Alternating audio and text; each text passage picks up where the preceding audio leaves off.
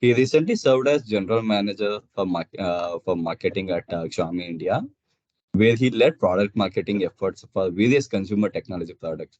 With over 200 product launches in his career, Sumit is highly skilled in identifying marketing trends and creating effective marketing strategy. He is also a respected public speaker, so that is something I would like to know how he impacted. So from like being fresher and where he is. So yeah, and a strategic thinker, passionate about building brands and creating products that have positive impact on people's life. So this is a quick background about Sumit. So, and I could talk about him a lot. So, but let's try to get away and get into the question and Q and A's, and we'll hear from straight from the house mouth here. Sumit, so I'll go on with the first question here. Sure. What inspired you to become product marketing leader after starting a media planner in OMD, and what has been your key motivation in the field over the years? Okay, I think first of all, thank you for the kind introduction. Like Anil mentioned, we go long back. Anil and I think first met in 2010, and Anil, likely he mentioned, were both kids back then. And Anupama Singh, who is right here, she was our boss. It's glad, and I'm super glad that you guys are giving me the opportunity to talk here in front of my first boss, in front of my first colleague. Megha and I worked together at Mintra, and that's how we got to know each other. Uh, After OMD, I think my journey has been across a lot of brands, like you rightly mentioned. Uh, but I think the interest in product started at home, quite honestly. My dad still loves consumer electronics. I still remember, I think I was 1 or 2 years old, and he had imported a color TV from Japan. So in India in 80s, you couldn't find a color TV. And he was passionate enough to import one from Japan. So I think the entire love for product started at home. I was always keen in the electronics domain. Quite honestly, when we started working at OMD, I think we were fortunate enough that we got Intel as our first client, and we learned a lot, right? The client back then as well, Roshni Das, who still I am in touch with, she helped us in understanding that entire domain. And I think I have to, I have a lot of gratitude towards that, and I have to respect that we were given initial early opportunities, even as young kids, to learn the domain, to understand the domain. And I think that's where the love for product started. So I give it back to my roots. I give it back to my first job that prepared me to go on and understand more. So that's where I think it starts from home, starts from my own personal interest in consumer electronics. So yeah, that's what the journey has been, quite honestly. You're on mute, Anil.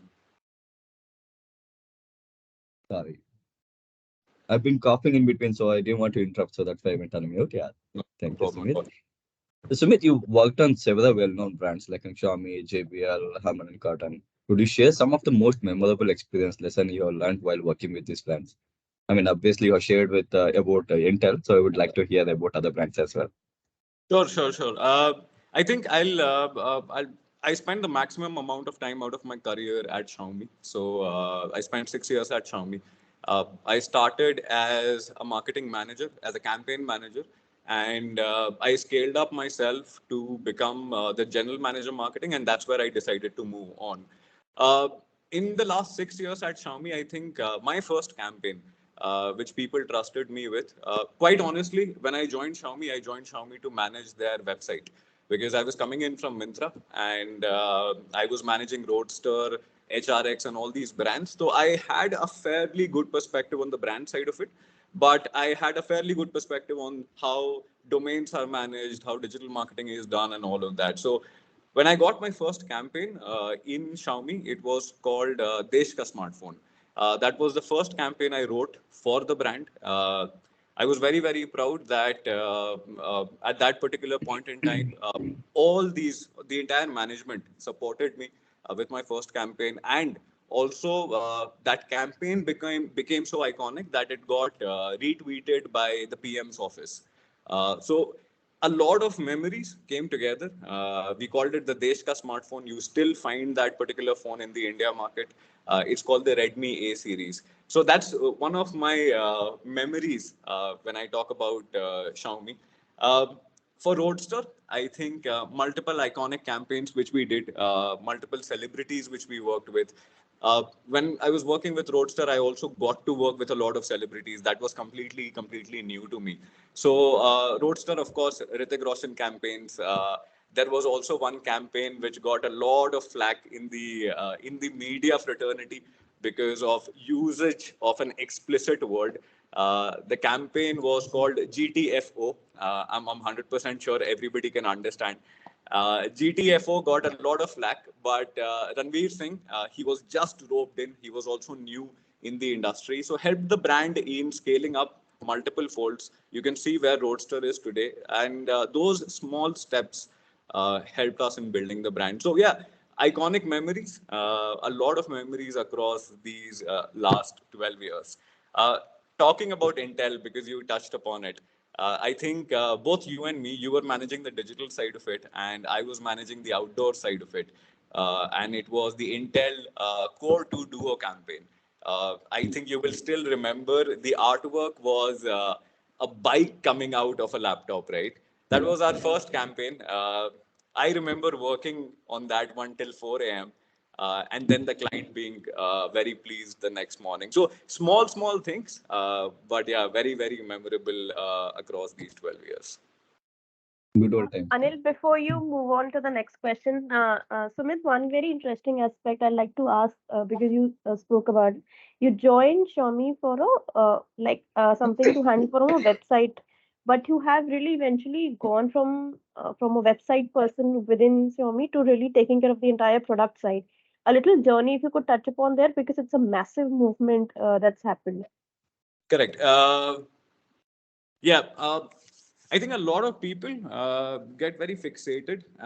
Maybe I'm giving a career approach on this one. A lot of people get very fixated about that this is the only role which I want to particularly play in a certain company. I think I was not like that. My intention was to get into the brand and help the brand, but mostly the entire development came in because my interest and love for product, right? So when I joined Xiaomi, initially 8 9 months, I did the entire website management. Uh, because Xiaomi being a Chinese company, a lot of design which was coming and flowing into India was also kind of Asian in style, which somehow doesn't work in this particular country, right? So I managed that entire inflow of information in the Xiaomi India domain, right? But right after that, I was spotted because of my product knowledge, and I was fairly. I think I was at that particular point in time. I was good. I will not say fairly good, but I was kind of decent.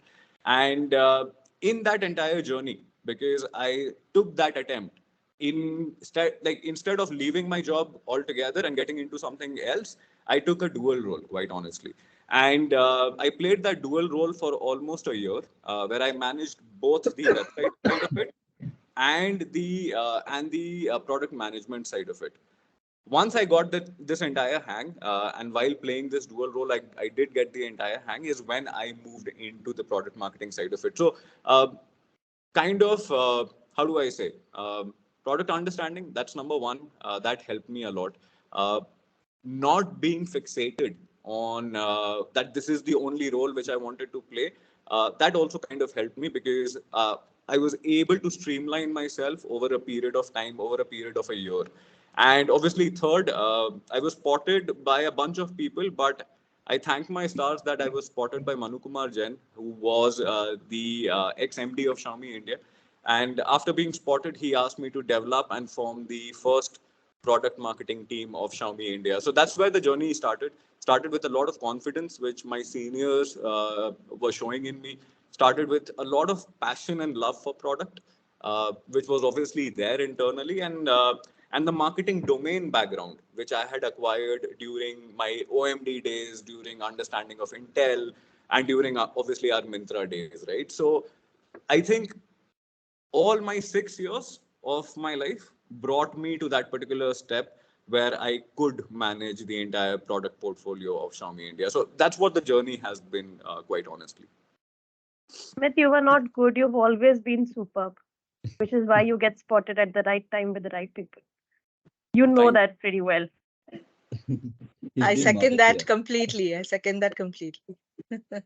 So you have got what 200 plus product launches so far throughout your these things and everything like whatever your test has been like in a successful launch. How do you manage that like without dropping the ball and keeping it consistently like that? I think when I was getting into the job, quite honestly, I knew what I was getting into. And Xiaomi has a vast portfolio. So I started, obviously, baby steps. I first took up the smallest chunk in the phone category. And that's how I started, quite honestly, because I also didn't want to disappoint people. Smartphones are multiple crores. They just don't end up in crores. They just go into tens and thousands of crores. So I wanted to start small, and that's how I started, which was the A series by Redmi. Used to sell at that particular point in time for 5,999. So people were ready to take that bet on me. But later on, I scaled up very, very slowly into other domains as well, right? Like for example, from smartphones, went into smart TVs. From smart TVs, I went into IoT and the entire, obviously, the Internet of Things and the entire domain. Then on, I later on managed health and fitness, grooming, and all the other newer categories which Xiaomi was bringing in. We later on even brought in robotic vacuum cleaners during the COVID times. So managing that entire portfolio happened very slow and steadily. But I can tell you this thing that we used a categorization method, which is what we internally called L1, L2, L3. Okay. Now let me just quickly explain the L1 side of it. Any product or any SKU which has the maximum impact in terms of revenue and brand imagery, right, will become L1 for us, right? And that's how our priority order used to get formed, right? Mostly all these smartphones which are iconic, for example, the Redmi Note, right? India knows the Redmi Note because it is one of the widest selling smartphone, right? That will always fall into the L1 category. Now, for example, we used to also do a lot of experimental products, right? Like for example, we launched the Xiaomi water purifier. Now, not a lot of people knew that a smartphone company also makes a water purifier. So that kind of for us was an L2 product, right? The revenue implication was not that particularly huge, but the brand impact, right? And how people will portray your brand and how people will see your brand was completely different. So that's how we used to categorize. And obviously, it was just not me. Remember the team which I had formed, right? In the first year, right? I could like later on, I could scale up that team into almost a 14, 15 member team. And that team basically helped me in managing the entire portfolio. So we were running almost 50, 60 launches anyhow every year. That was like a BAU for us. That categorized itself between phones, TVs, and multiple other categories. So that's how we used to do it. We had a priority grid, and that's how we used to play with it. So you probably heard this. There's a survey by National Institute of Mental Health. Public speaking is more feared than death itself, and you have done quite a few public speaking in your career, including the Redmi launch we just spoke about. Would you like to share your experience on how you overcame that fear? Okay, I have a very different view on public speaking. I think everybody needs to speak publicly now. And gone are those days where you could hide behind a laptop or a desktop and not speak. Quite honestly, each one of us is selling something. Right now, I'm selling myself, and I'm selling myself as a product. Each one of us is selling, quite honestly, in our personal life, in our daily lives, in our personal conversations, everywhere. And if we are fearful, okay, I'll also give you an example why I started talking. I when I started, I never used to speak so much, but later on, I realized one very, very crucial element, which was something which was taught to me by my manager at Mintra. And I think Megha will remember him. His name is Ashish Benjamin Omen. And I uh, I actually embarrassed him in a meeting. Okay, let me just give you a very clear example of this thing. Uh, I knew what was supposed to be said in that particular meeting, but I chose to stay quiet. He came out of that meeting and very nicely, he didn't shout at me. He very nicely mentioned one very, very simple thing that I am not going to sit inside your head to understand what you are going to say. And that was his statement. I think that left a lasting impact on me. And whoever is listening, I think needs to understand this thing that nobody is going to speculate what's going on in our minds. I think we need to put it out in words. And once you start talking, words come to you automatically. The first time I went on stage, I had almost like 1,500 people in front of me, and obviously that fear was there that somebody could throw an egg at me and and boo me off the stage. But if you, for example, if you start connecting with people, and if you are saying things in a story driven format, right? People, we are all stories, quite honestly, right? And if you are conveying yourself as a story, and if you are not talking boring, right, people will resonate with you. You have to look at your audience, you have to connect with your audience, and only then you can become a great public speaker. But yeah, speaking, I think, leave out the public aspect of it. I think speaking is something which we need to really, really, really work on. And yeah, and once the public falls in front of you, I think you should be able to do good. So yeah, that's my angle on it. I think it started from a very personal pain point that I could not speak in a meeting, but I made sure that I don't do that again. So I think that's what the journey has been of public speaking. I enjoy public speaking now. I don't, quite honestly, now I don't make my notes. I mostly know the product quite well. So I don't make my notes. I now speak from my heart. And I think speaking from the heart has also connected with the audiences. So yeah, that's been the public speaking journey. What an interesting approach. Very well articulated. Very nice. So, guys, if you have any questions, feel free to pitch in and ask. So, I have got a list of questions which I will be asking him. So, if there is anything that if you guys want to ask him, please don't hesitate. So, Sumit, moving on to my next question. So, you know that the data has become one of the prominent aspect in our day-to-day life when it comes to marketing. So, Right. sorry, so we sorry, just give me a minute. Take your time. Why don't you get some water? I did. Thank you. Yeah. So, what role do customer insight and data play in the product marketing strategy? How do you use them to inform and to make your decision making process? How it is different from regular marketing and when it comes to the product marketing? How do you use that? What role it plays? Okay, I think let me just talk about product marketing a bit. I think it will help us in all understanding this entire aspect better. I think product marketing merges two very different angles, right? And in our colleges, if you think this word product marketing was never taught to us. We were taught marketing. We were taught what are the different mediums. How is media planning done? How do you write a press release? We have learned all of this, right?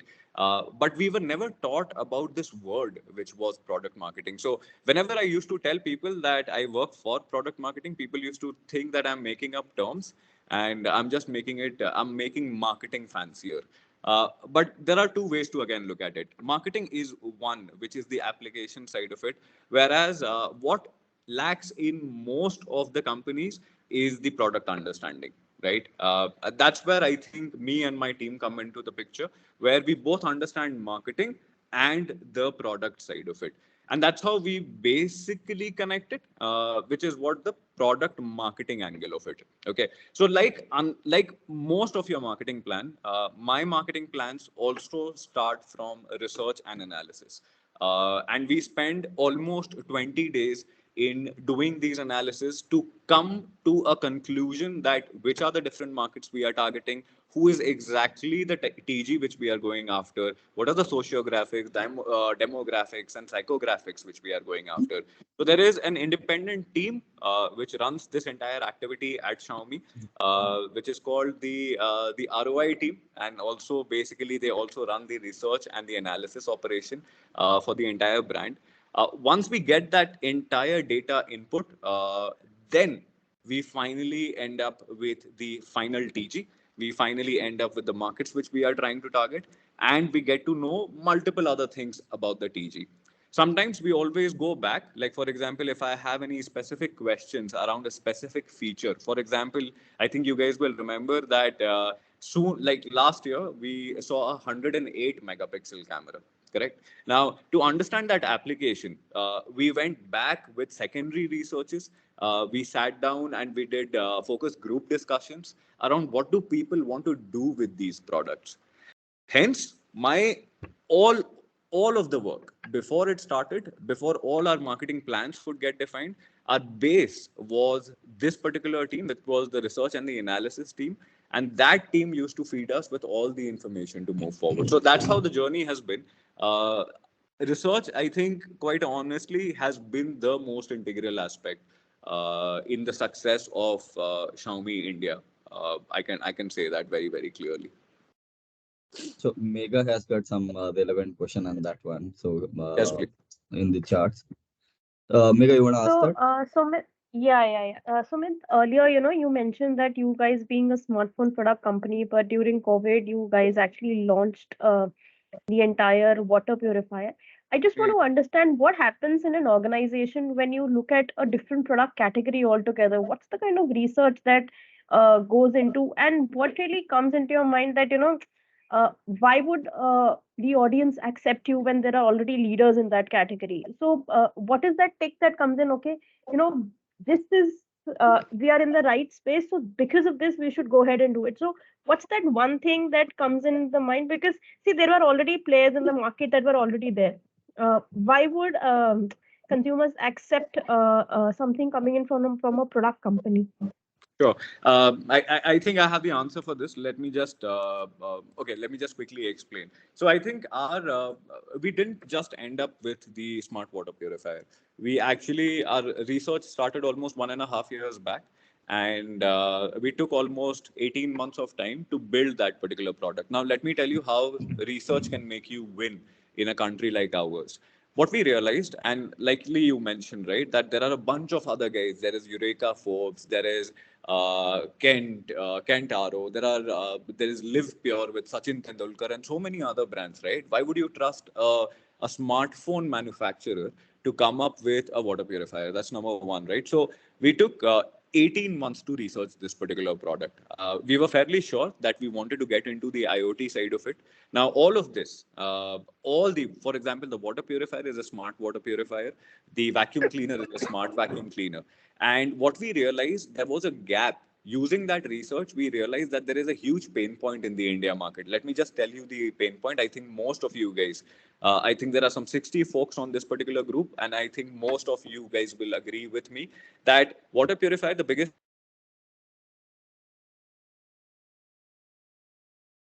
AMC is a rip-off.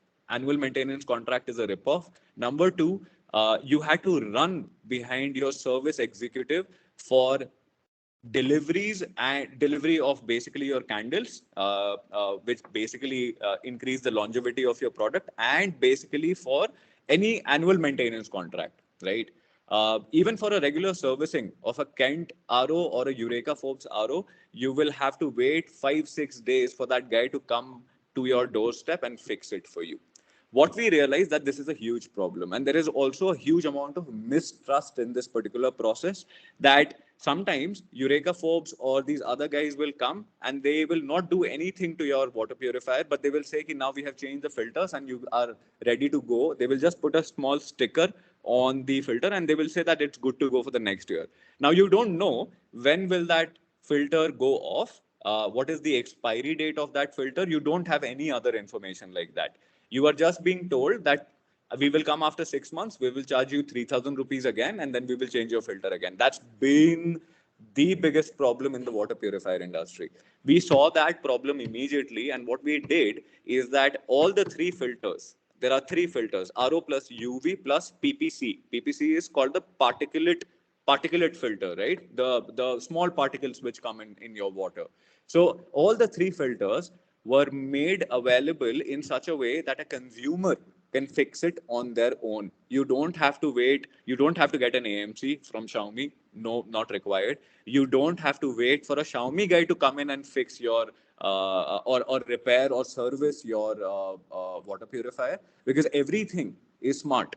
You will always know on your app when are those candles going off. Like, there is a shelf life to those candles, so obviously you will know it on your app. And once, for example, your three candles have gone off after a period of 6 9 months, you can replace them on your own. This is where research makes you win, because no, like, for example, there are 100 other companies which can do the same research and build the same product, but we relied on this particular research to define a product for the India market. It's called the Me Water Purifier. You can Google it, right? And you will immediately find the advantages. You don't have to wait for anyone. This is a DIY product, and you do everything on your own, because it hardly takes you 5 minutes. So that's a research win, right? That you know about all these things, but quite honestly, when all of this comes together on a piece of paper, you can actually build a product on top of it, right? And that's how the water purifier actually happened, quite honestly. Interesting. Thank you, Thank Sumit. you. Sumit, I think you have some network issue at your side, like your screen is getting frozen up here and there. Oh, okay. My Yeah, bad, guys. Can you hear me clearly? we can hear you clearly. So only the video is still show. Should I switch off my video if Yeah, that's not? yeah, that would be better actually. You can switch off your video, probably like at the end you can come back again. I think Pooja has got a question. Pooja, Yes, thanks, Anil. Hi, Sumit. Hi, Pooja. It's been a lovely session so far. I had a question, like I was talking you on LinkedIn ever since I heard that your session is in place, and I really wanted to know a lot about you. So I noticed that you were with Mintra for a couple of years, and then you switched to Xiaomi, and there, like you've grown like really. I mean, you've got multiple, promotions, and you are into brand marketing and general manager marketing. You're a general manager marketing now. So, from Mintra to Xiaomi, what was the motivation of completely getting into campaign management for Xiaomi and leaving marketing role with Mintra? Uh, Motivation was quite simple. I think I have always been the consumer electronic person. I know I'm segmenting myself, but I think that's what my niche was. And I later on realized that I need to someday find my specialization, quite honestly. And that's how I narrowed it down. Like, quite honestly, for 6 7 years, when I started my career, I was a marketing guy, right? But only after understanding that particular domain is when I fine tuned myself. And it was a deliberate call which I made for myself, that I will now only focus on the product marketing domain. It was love for product, like I was earlier explaining. It was love for technology. And the entire understanding of technology, right? That how many things can happen. I will also give you a very, very personal example why I joined Xiaomi. I don't speak about it a lot. You might think it's a little bit emotional, but let me just quickly highlight this. So I was in class 8th. Like, me and my brother, we are just there is only 1 year age difference between us. So I was in class 8th, he was in class 7th, and back then I think it was year 2002 or something like 2002. And dad got a bonus. My dad used to work with the forest department, and he got a bonus, right? So he got us two brothers a brand new computer. And back then, when we were kids, I think the computers were very, very expensive, so it took his entire bonus away. And then he had to pay in multiple other fronts as well, right? So almost that laptop, and no, sorry, that desktop back then in 2002, I think completely changed my life and my brother's life. My brother went on to study cryptos, and now he works in Estonia. Completely changed his life, his pathway in life. Completely changed mine. I moved to Bangalore. I got into tech companies and I pursued my interest. But I was very, very positive about one thing, that a single computer screen has the ability and the potential to completely change the course of your life. And that's what I saw in Xiaomi as well.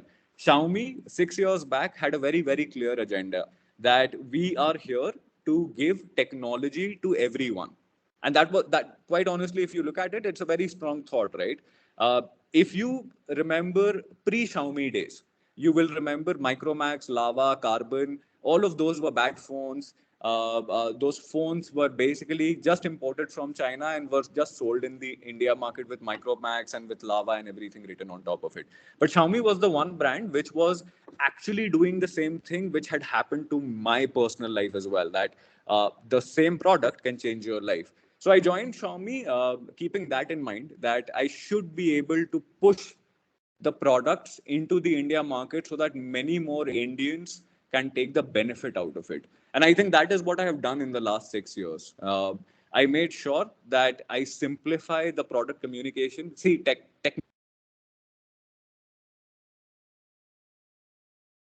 simplify. My job was to simplify so that you become and you feel a part of it, right? So that you do not become technology averse, you start loving technology. So that was my job.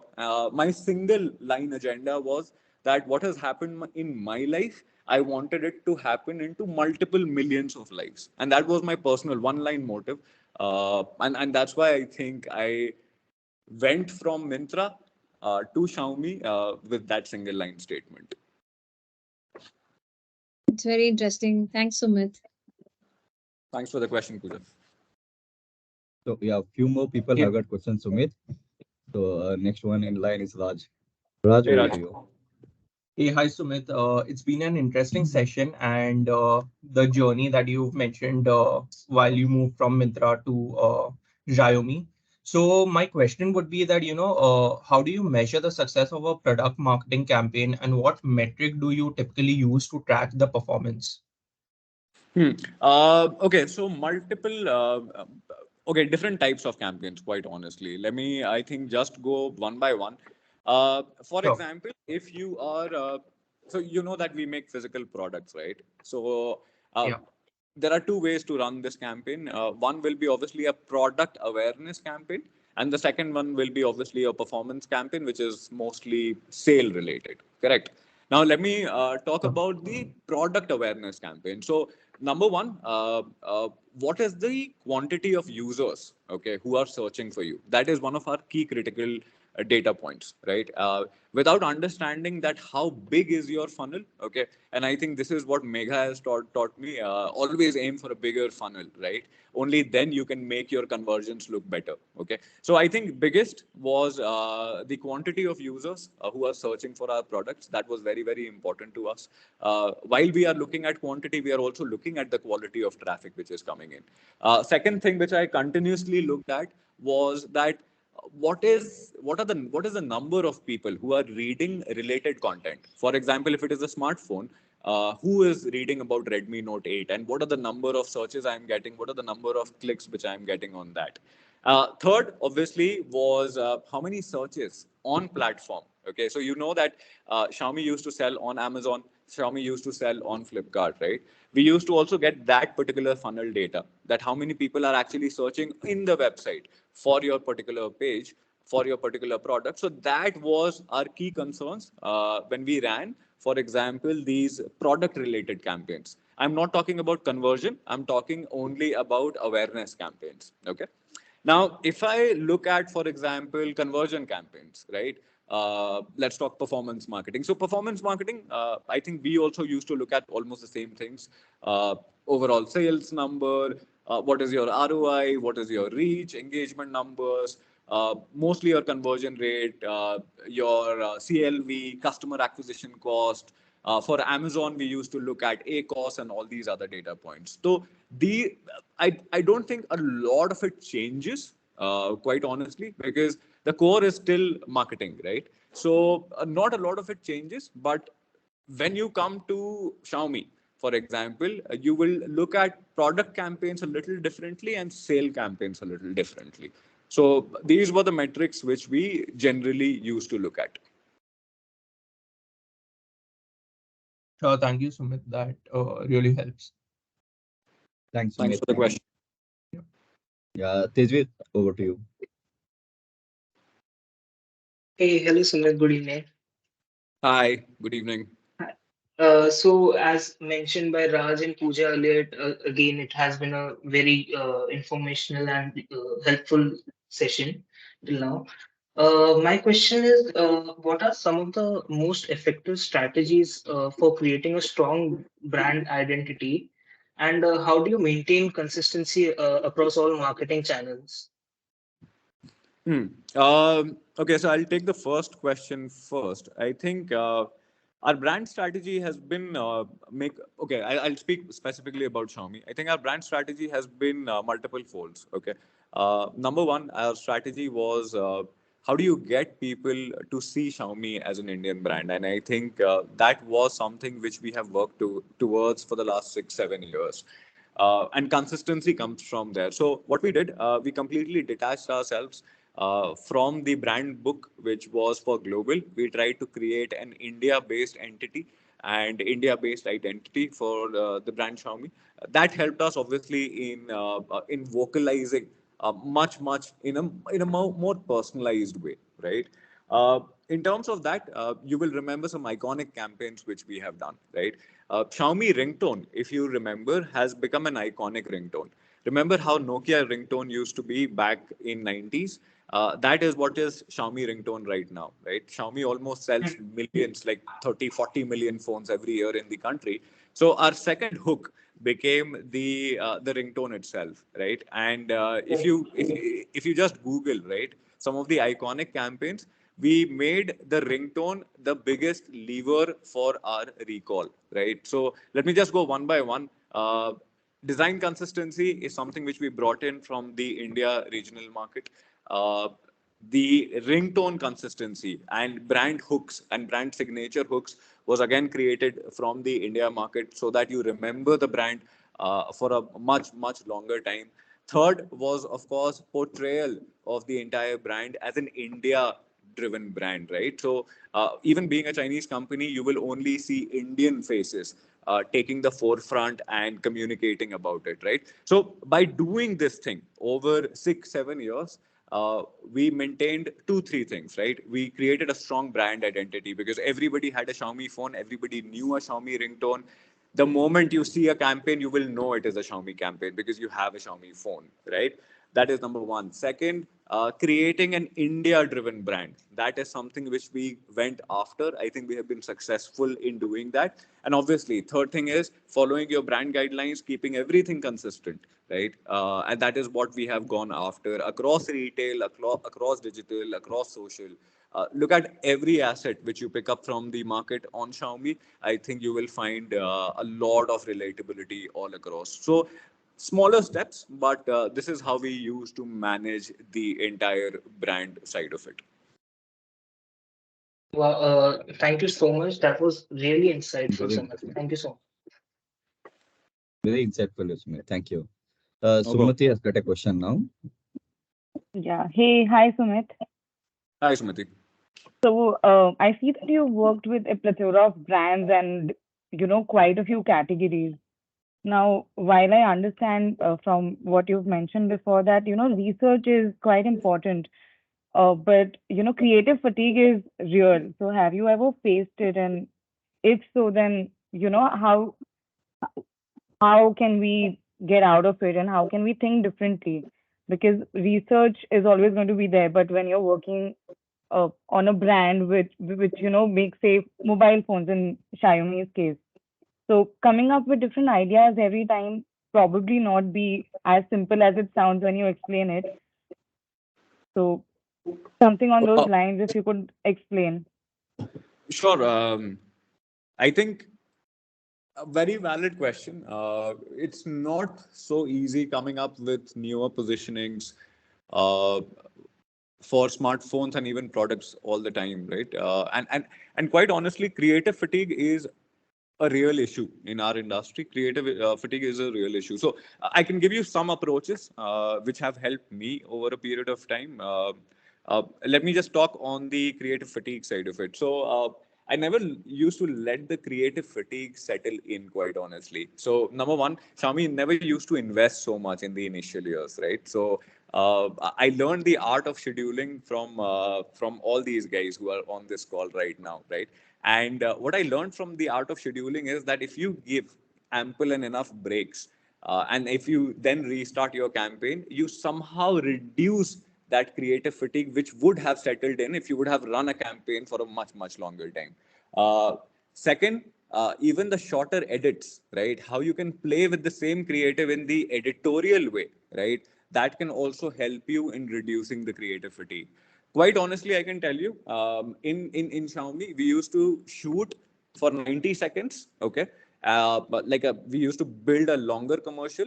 We used to run a shorter one, okay? And then we used to change a few sequences here and there so that once we run the campaign again a month later, we have new sequences and newness in the same artwork which we have shot already, right? So we used to do all these, let me just call this jugaad, quite honestly, right? But we used to do all these small hacks in the creative process so that our creative fatigue doesn't settle in. Second, on the media planning side of it, we used to optimize on the scheduling aspect, right? Every time, whenever we knew that, for example, we are running a 12-week campaign or a 15-week campaign, we used to give it enough pauses and enough breaks and enough scheduling hacks, right? So that your creative fatigue doesn't settle in without costing you extra money, right? So that is what we used to do. Somehow the trick used to work for us. Somehow shooting longer content also used to kind of work for us. So that's on the creative fatigue side of it. In terms of products, right? Obviously, so many products, right? And there are, like, for example, Xiaomi used to do almost 20 to 30 phones every year. How do you differentiate each other from the internal portfolio itself? That's why you had three brands at Xiaomi. Okay. And that is why it was basically there to reduce the internal friction so that none of our products cannibalize each other. So we have three brands at Xiaomi. Obviously, one is Redmi, one is Me. There is another brand which is called the Poco brand. And all these brands, while targeting the same audience, had very, very different approaches and go to market routes for their particular smartphones. So that is on the brand side of it. Obviously, there is a brand architecture which will help you in refining and keeping very, very true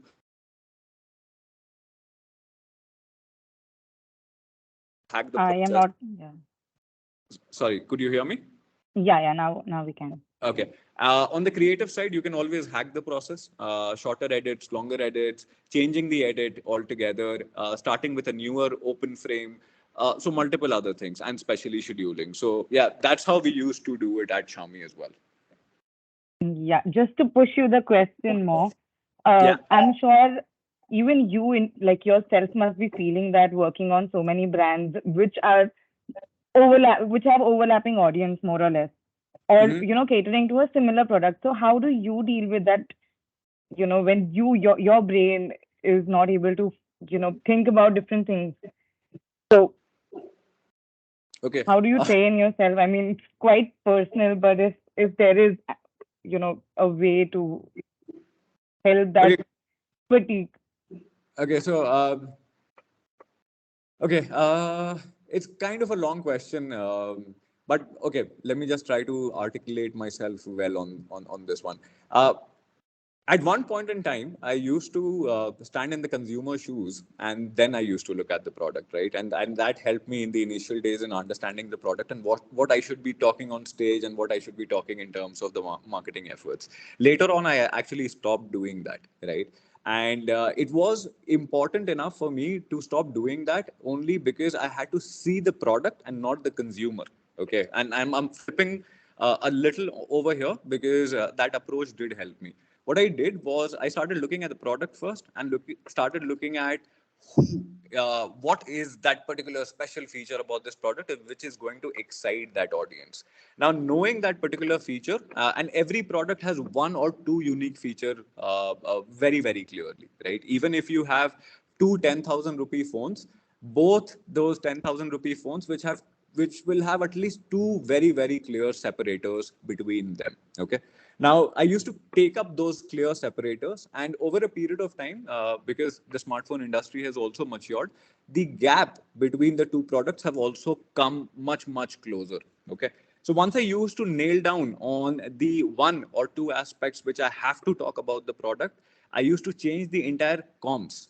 Okay. I used to change the entire product positioning of that particular product basis just those two aspects and not on the consumer angle. That helped me in creating some unique identifications for each and every product. Okay. Now, once I had created it, I know matlab, it sometimes used to get boring, but obviously you have to deal with it. It is your product, and if you are not telling the audiences what is unique about it, that then they will never know. Once I had identified those two unique traits, is when I used to start getting into the entire product messaging aspect of it. Let me just give you an example, right? People told me that nobody wants a light phone, okay, LIGHT phone in India, okay. So I said, okay. Even I spoke to the Flipkart team, and people said that nobody cares in the 20,000 rupee segment. People care about what is the performance of a device. Nobody cares about how light a device is. Okay. I said, okay, okay. Now, this is an important product. Think about it. Like, for example, we have to sell 100,000 units of this particular product. Now, I obviously got the market input. This is also one phone which looks like every other, but there is one unique angle that it is light. Okay. Now, look at the positioning which I created. I heard the Flipkart guys as well, but I also didn't undermine myself. The positioning which I created was called light and loaded, right? And the moment that positioning hit the market, right, you can just Google it. You will also find some examples for it. Light and loaded became a campaign that people knew that this is a loaded phone. Whenever it comes to display, camera, battery, this is a loaded phone, but it is also super light, right? How you communicate about a certain product and how you merge those propositions was always very, very interesting at Xiaomi, right? Because obviously so many products that you could play with. Okay. So that is how I used to do it. My technique later on, towards the later half of my career and towards the later half of Xiaomi was to look at the products first, right? Don't land into the consumer's shoes automatically. First, look at the product, evaluate the product, then find the subset of your TG which actually loves this particular site, right? I have seen people, for example, a regular person might not get excited, right? But a somebody, okay, for example, somebody who understands the aesthetic side of it, right? You always have different people inside your TG to find your sharper TGs. Okay. We started targeting people who are like architects for that matter, who have appreciation for design. It's the same TG, 25 to 44. But the searches have completely changed for this person. They are now looking for aesthetics, architecture, home interiors, and so much more. Do they need a phone? 100% yes. Can I target them? 100% yes. So that's how I used to target them. Helped me a lot. And yeah, you also have to listen to the market. That what does the market want from you? Thank you. Thank you so much, Sumit. Thanks for the question. Yeah. It's Hi, Sumit. If I may ask you a question. Yes.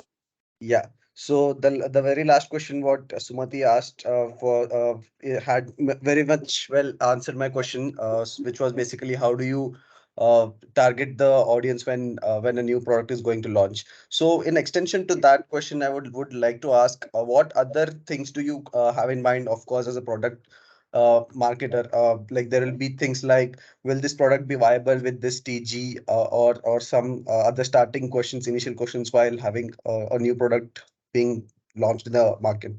What thoughts do you have on the same? See, I thought, okay, I thought the robotic vacuum cleaner will be an utter fail, but I was absolutely wrong. Uh, the robotic vacuum cleaner was the like, okay. So we announced robotic vacuum cleaner during the first wave of COVID. Okay, The product got delayed so much that the first wave of COVID, I think, lasted around May, June, July. We promised to deliver that particular product in that particular period, but ended up delivering it in December. Okay. And I thought it was an absolute going to bomb completely, and we are going to sit down with that huge amount of inventory. But quite honestly, this entire approach of finding your right target audience, and quite honestly, people were ready to wait for that particular product. So finding the right audience and re-communicating. So what we did, building a nice communication channel. So when we did the robotic vacuum cleaner, nobody expected it from a brand like Xiaomi. People were okay with phones. Why do you want a robotic vacuum cleaner in the house? People thought that it had cameras, who is looking at them, and all of these questions. A lot of content was created. Even when you search for it today, a lot of content was created. So content strategy was completely different. The brand completely changed its way. We had like a complete social media takeover for that particular day, and so many other things. Is there anything finer which you wanted to ask me on this particular angle? No, Sumit. That very well answered my query. Thank you so much. Okay, no problem. Thanks, Sumit. Anil Sidhu has got another question. There are two more questions. Sorry, I know that we have got 5 minutes left. Please bear with us. No problem. Yeah, Anil. Hi, Sumit. It's been a very helpful session. Thank you so much. No problem. My question is that Xiaomi had raised some eyebrows regarding data collection and wasn't used for some time. I think Hmm. this was during COVID. So, Hmm. did this impact the brand, and how did the brand tackle this? Okay, so when you are the biggest brand, everybody is talking about you because you become a clickbait. I think everybody understands this entire angle. Everybody who wrote about Xiaomi got the maximum number of clicks. That's what the trend was. Yes, data security did play a huge amount of role in terms of raising eyebrows. Okay, but again, like I was mentioning, effective communication and effective deployment of the India server at one point in time earlier, okay, the data used to get stored all over the globe. Okay, so you know that servers are in different corners of this entire world, right? And that's how we bounce data. Mostly every other third party company, even AWS, okay, will bounce data from different servers in different countries. But after that, there was, if I remember it right, in 2019, there was a ruling which had come in from obviously the respected government of India that all the data centers now have to be in India. Okay. So all our homework was already done. We just migrated, and but we made sure that we over communicate, right? Sometimes the art of over communication helps. Okay. Just communicating a single time does not. Okay. So we made sure that we over communicate. All of us who are the spokesperson for the brand, we spoke on our independent channels. We made videos, we made social media posts, we did press release, and so much more. Once you have taken care of the communication, you can always kill the speculation which is out there in the market, right? So we at Xiaomi, quite honestly, we were okay with so many of speculation flying around, because being the bigger brand, you will obviously have somebody or the other writing about you. You just have to focus on your communication channels, right? If your communication is sorted, if your communication is honest and accurate, you will always have a good time. So that's how we used to do. Data is now stored, everything is stored in the India market. Your data is in India, will remain in India, and you are the custodian. So that's how it is today. Thanks, Sumit. Thank you so much. Thank you, Sumit. Rajat, do you want to ask you a question? Yep. Thanks, Anil. Hey, Sumit. It's been a very insightful session thus far. Hey, Rajat. Yeah. This might sound like a follow-up, but you did mention that there was a fairly big effort on reinventing how people look at Xiaomi as a brand. When you spoke about creating an India-driven narrative for Xiaomi, right? So my question sits, I think, within that framework, is that when you were reinventing the brand, you already had certain product lines, right? So how was the interplay between marketing for the product lines and reinventing the brand uh, panned out for you guys back then versus how do you look at it right now? Okay, long question. Okay, let me break it down and take it one by one. Okay, so product, Xiaomi is honestly a product company, right? And if you look at the entire side of it, Xiaomi was lesser of a brand earlier, but more of a product. When it came in, uh, back in 2016, 2015, the products were like, for example, we were selling only 10,000 units, right? Our first phone, which was the Mi 3 in the country, we had to sell only 10,000 units. Okay. So what we did, we first built the product side of it. Okay. And I'm going one by one, step by step. So let me quickly explain. We first sorted the entire product side of it because we knew that, okay, this is our bread and butter and this is how we pay our salaries. So we'll first figure out the product side of it. From the product angle part of it, let me talk about some localization efforts which we did, and these are small things which you might notice, but for a consumer, this is just like BAU. Okay, let me just explain one by one. The time which you see on your phone, for example, on the wallpaper which is on your product page, could have Chinese written on top of it. Correct? Because it came from the China market. Localizing it to the India market was something which was done here, and I'm talking about very very minuscule steps which you might think that are completely unnecessary, but this is how you leave an impact on the user. Okay, changing the models altogether. Okay, for that matter, bringing in Indian faces to talk about the product which was launched earlier in China for that matter. Let me talk Redmi Note, but bringing in Indian faces, Indian models to hold that particular product and show it in your own Indian households, right? That was one big thing. Number two, we changed all these spokespeople. Okay, all these spokespeople were Indians, right? Talking in your own languages, right? And we have run localized campaigns as well, right? So changing is just one side of it, right? You have to be consistent at it. Okay, all your product people, all your product spokesperson continued that for the next 6 years. Your entire design philosophy completely changed starting 2016. Okay, and these are smaller steps which we took on the product side of it because we had to launch products almost every month. Okay, at the same time we started building on our brand as well, right? Our first campaign, our first big campaign was called Kiska Baja, right? And back then we had already become the number one brand. Okay, so I joined Xiaomi in April 2017. I think by October 2017 we were the India number one brand. Now we wanted to announce this India's number one brand. There obviously got dethroned, but Xiaomi was there for a very long time. So what we did, we created a Kiska Baja campaign, made the hook on the ringtone, and then started showcasing people that this is India's number one smartphone brand. Every pocket has now a Xiaomi smartphone.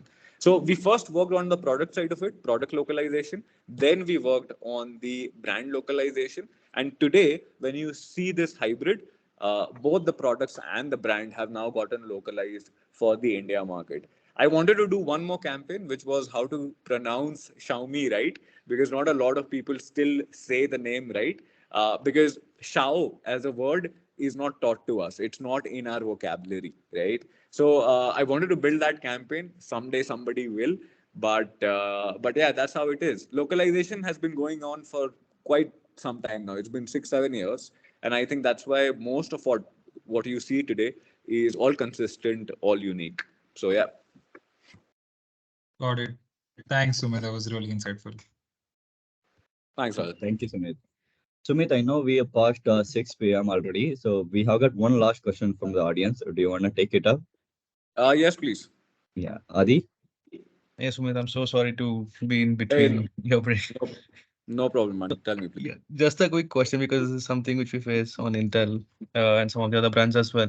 Like most of the brands that you worked with, they have a plethora of products, and at some point, a lot of these products have a similar audience or a same audience cohort, right? So when you're activating campaigns for these simultaneously, how do you make sure these campaigns don't cannibalize in terms of a platform selection or even on biddable from a targeting standpoint? How do you make sure there's no cannibalization and these campaigns are not competing against each other? Yeah, I used to make multiple sets of audiences. Okay. And I never used to feed the same set a similar looking campaign, quite honestly. Uh, the TG for Xiaomi is huge. Okay. And of course, you guys are also dealing with those TGs. But I had created multiple sets inside that set A, B, C, D, E, F, G, H till like, I don't know how long, right? And whenever we did campaigns, like for example, we had like three active running campaigns almost around at the same time.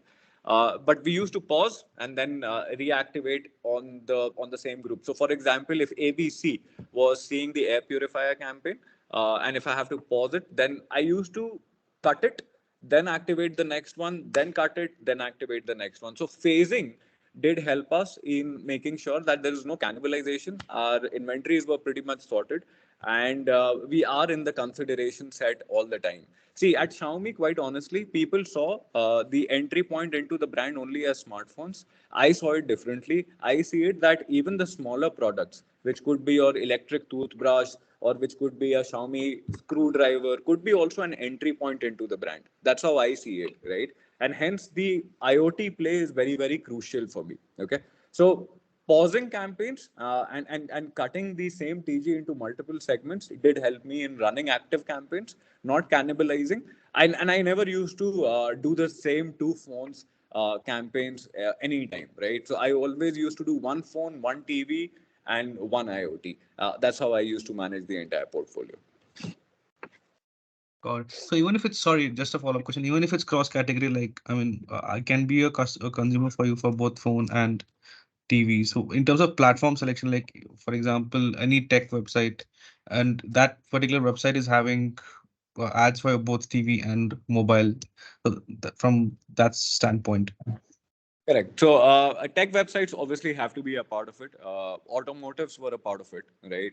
And what else? Automotive, tech, home, interiors, fitness, all these TGs are where we used to target. Most of our display campaigns used to be running on these particular platforms. And see, for example, inventory, we used to buy that inventory for even longer terms. That long term not only helped us on the cost side of it, but also helped us in changing artworks and keeping that inventory alive for a much, much longer time. So that's how we used to play with it. Takes a lot of effort, takes a lot of uh, quite honestly the hand holding of the teams that okay, is din tak this has to run from this day, this has to run and all of that. But I think by the first 2 years, we had already figured out how to run campaigns which do not cut into each other. So that's how we used to play by it. Got it, Sumit. Thank you so much. Great. Sumit, thank you so much. The way you have taken example to explain it, it was like very informative. And I'm not saying for sake of saying to be seriously, it was very good session. And you have proven once again that you are a great public speaker. So we would want to have you again. So there are like so many questions I have. Probably I will share it with you offline and you can answer that and I'll circulate among the team here. So I got some 6, 7 more questions which I couldn't get to ask you. You send me those questions, I'll answer them. Yeah. Thank you so much, Sumit, for doing this. It was really informative. Thank you so No much. problem. Thanks a lot. Pleasure being here, and thank you for the opportunity. And thank you to each one of you guys for dropping a question. See you, Sumit. Bye. All right, Thank take care. you. Thank you. Thank you Bye. for take care. Thank you, Bye. Sumit. Bye bye. Bye. Bye, ma'am. Take care. Thank you so much. See you guys.